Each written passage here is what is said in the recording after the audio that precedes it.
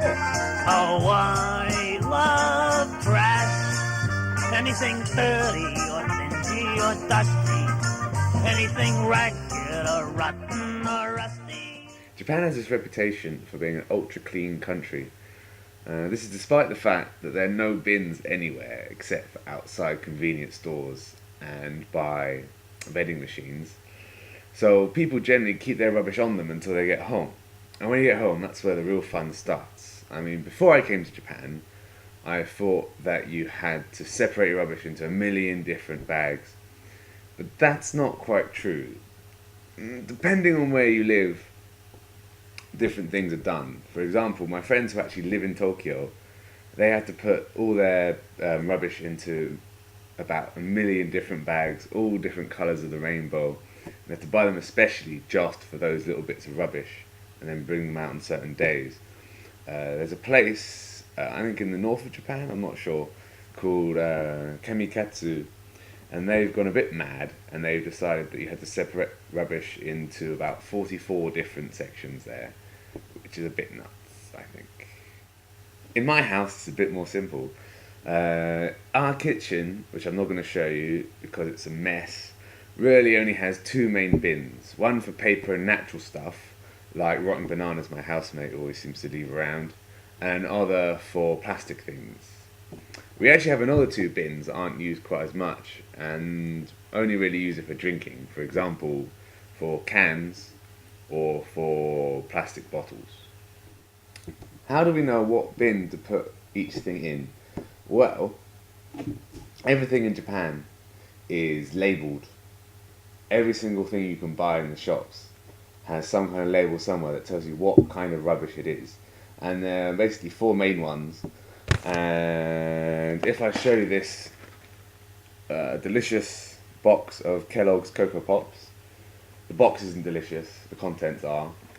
You'll see down here that, let's point at it properly, there, that little symbol, I'm not sure how clear you can see that, that has a little symbol with a little recycly type thing, and in the middle that says kami, which means paper. So this is paper rubbish, and you may have noticed the other little symbol next to it there, that says pura, and that pretty much means plastic. And so this bit here goes with the plastics, and there's a lovely smell of chocolate when I do that, so it's quite good. If you want to see the plastics thing clearer, I'll find some lovely ramen noodles, and somewhere on this box, because it's all pretty much plastic packaging, it tells you there's plastic. Look, there we are again. And that's much clearer, I think. Pura. As well as some other things. Don't put it in the microwave. Other things we got. So, here is a pet bottle. I've got into the habit of calling them pet bottles. I never said this in England. But in Japan, bottles like this are known as pet bottles. I don't know why, but it probably stands for something. And you can tell it's a pet bottle because it usually says here a little symbol. I think the number is how many times it can be recycled or has been recycled, I'm not sure. So it has that symbol and pet. That means it goes with other bottles that are similar.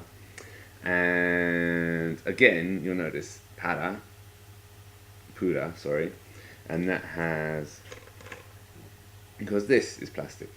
And so you should really, when you throw these away, take the bottle cap off, but people don't that often. I don't know what difference that makes. And so, last one, here's a Kirin beer with a lovely giraffe on the front. And you'll see there's one more little recycly type symbol, and that one says Arumi, which is, I guess, short for aluminium. And so aluminium things go in the aluminium bin, or the can bin. Yeah, that are the four main things. So each of our bins, we put them in separate things. In theory, sometimes we don't do that, but we should. There are a couple of things we are actually confused about. If you follow me, I'll show you what.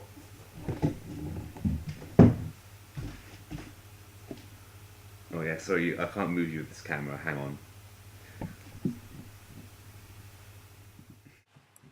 So if you come around here, I'll show you our drawer of misunderstood things.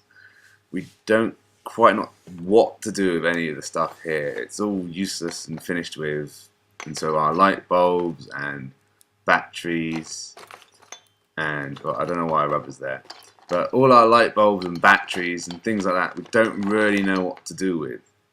We don't know when we're supposed to throw them away or what bin they should be going in.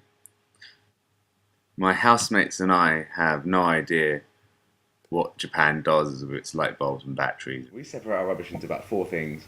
Perhaps we should separate it into more because we're not sure what to do with that stuff in the shite drawer. But the Japanese love for separating rubbish can mean that they get a bit too over-enthusiastic sometimes, as this following thing will show you. This is the second time I'm filming in a train station next to some bins. As you can see here is a dustbin next to a vending machine with 3 holes. One for PET bottles, one for cans, and one for, I guess, normal bottles. But if you look inside, you'll see something odd. And that is that clearly there is only one bin in there. So why have they got 3 differently labelled holes of different sizes as well? And everything's going into the same bin. It makes absolutely no sense, and I quite frankly am confused by it. That was a great trash song. Ah, thanks. Regular thanks. sanitation serenade.